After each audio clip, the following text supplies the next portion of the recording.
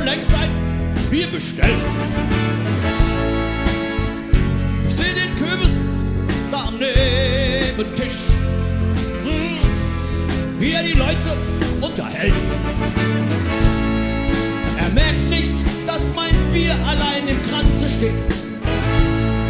Als er kommt, sag ich ihm ins Gesicht: Ich trinke Kölsch nur, wenn es kalt ist, wenn die Hand am Glas festklebt.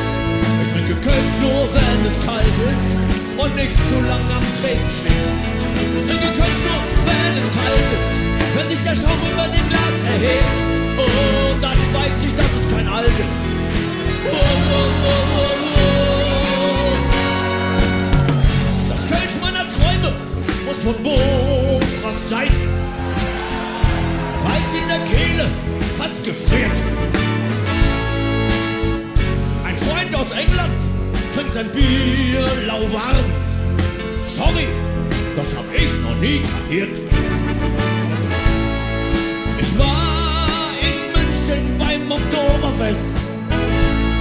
Den Eimer Pisse mag ich nicht. Ich trinke Kölsch nur, wenn es kalt ist, wenn die Hand am Glas festklebt.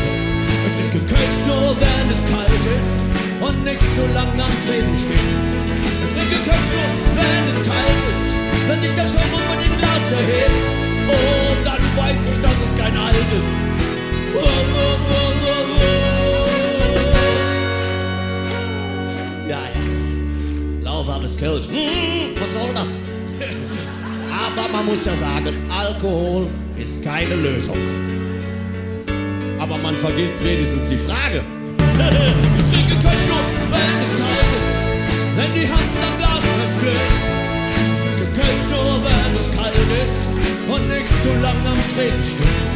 Ich trinke Kölsch nur, wenn es kalt ist, wenn sich der Schaum über dem Glas erhebt.